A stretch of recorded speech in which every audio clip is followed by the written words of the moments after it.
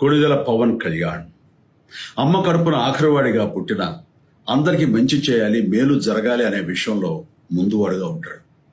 తన గురించి కంటే జనం గురించి ఎక్కువగా ఆలోచించే మనస్తత్వం నా తమ్ముడు కళ్యాణ్ బాబుది.